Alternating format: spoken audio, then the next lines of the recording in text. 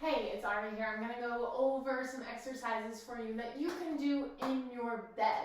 As easy as it is, you can just wake up in the morning, not even go anywhere and start to do these exercises. Or before you go to bed, you can hop on bed and start to do them. So the first one that I always like to hound on first is set your timer.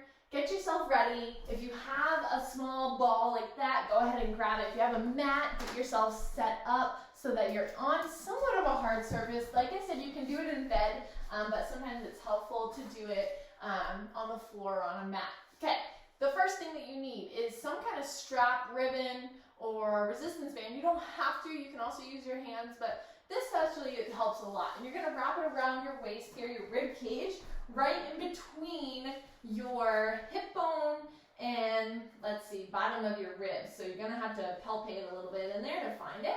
Then once you're there, you're going to give it a little cinch. So what we're working on is 360 breathing. So you're going to put a little bit of pressure around your whole core corset. We call this a core corset because you want to maintain this feeling of breathing in and out all throughout your day, but it takes so much practice to do so. So when we start here, I only want you to use your nostrils to breathe in and out, okay? So the 360 is simply breathing in and exhaling down.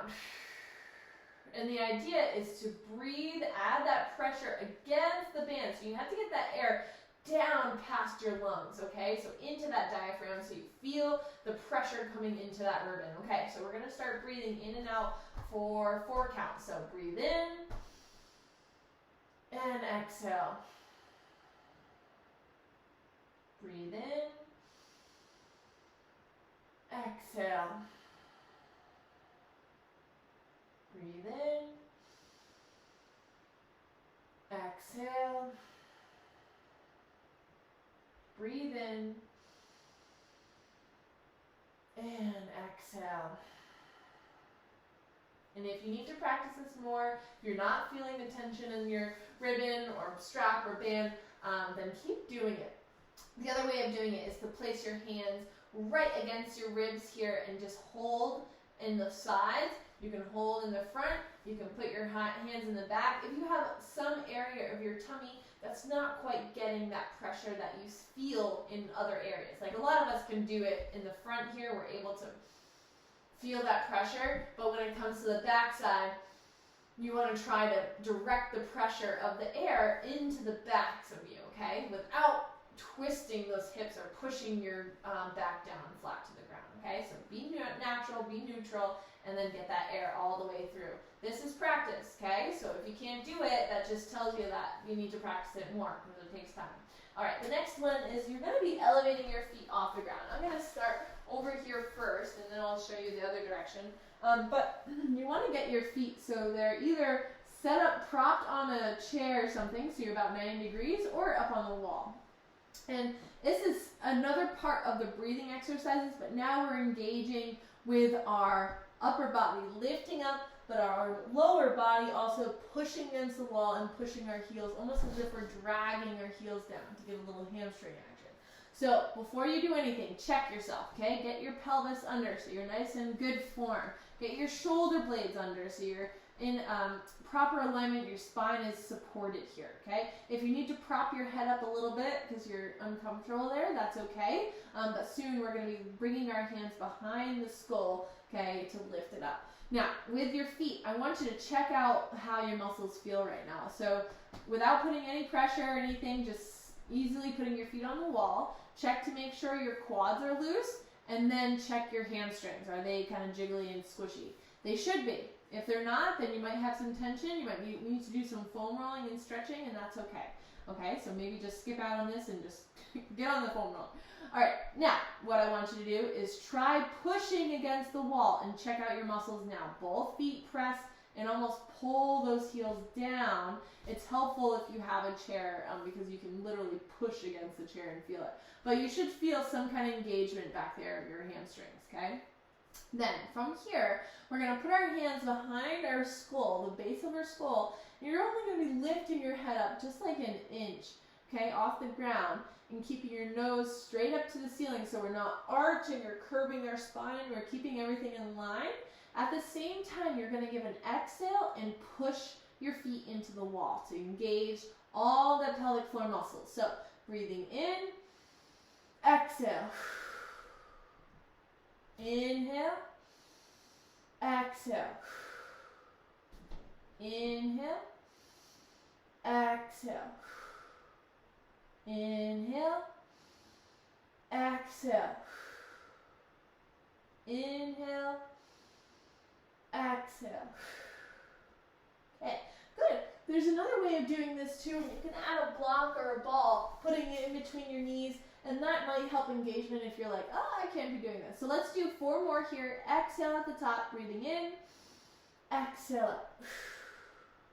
Inhale, exhale, inhale, exhale, inhale, exhale. Good, and I definitely felt it. I was actually shaking at the end there. So do what feels good for that body of yours and move on to the next one. So we have our windshield wipers next. Okay, and now we're kind of getting into more of the looseness, but also engagement of different muscles. So you can rock side to side. Now, if you have a small ball like I do that you can squeeze in between your knees, that is ideal so you can get a little bit more lower body, pelvic floor engagement as you control this movement. Now, the idea of windshield wipers is not only to engage your obliques, but it's also to give your back a little massage and relaxation. So good, especially when you're first waking up. So keep that chin tucked, keep your shoulders underneath you, keep that control as you rock side to side. And we're going to do about 4 more here. Breathing in when you lift, exhale when you lift, breathe in when you go down. Last 2, and 1. Good, coming back to center. Now there's a lot more that we can do from here, but we're going to take it easy this week. So let's go right into our supine pigeon. So you're going to cross one leg over, okay, trying to keep that knee down. At the same time, check your hips to make sure that those are even. That comes first, okay? So if you're not able to keep your hips even and your knee is kind of wonky out on the outside, that's okay. The idea is to be able to get loose enough so that when you lift, you're able to keep those squareness in the hip bones in your shoulders and then hold this position here. Okay, we're going to hold for 30 seconds, keeping your chin tucked still, feeling this guy right here, that gluteus medius, a little bit of the gluteus maximus. Okay, again, if you're not feeling that, then this might be up a little bit too high, then you might need to press that open, okay? And you might be feeling it just by keeping that foot down, and that's okay. But we're going to hold for another 5, 4, 3, 2, 1. Good. Bring it down, and let's switch over to the other side. Crossing over, lifting up, hold here. Again, check your hips, check your position, make sure you're nice and even. Alignment is key, we know this. And breathing. Ooh, sorry, my muscles are just spazzing out. Okay, so hold it again. Relax your body. Good. And I'm going to add one more little stretch at the end of this one for you guys. So bring your feet down, get them nice and wide on your bed or your mat. Arms out to the side, and just let your hips fall to one side, and your knees fall to one side. We call this the zigzag stretch. It's just kind of loosening up all the quads, inside of the leg, okay? And now let's switch over to the other side. Opening up those hips, the quad again. And now we're going to go back and forth and open it up. Good. Okay, loosey-goosey. There we go. That is your little warm-up for your morning or night routine. I hope you enjoyed it, and stay tuned for more.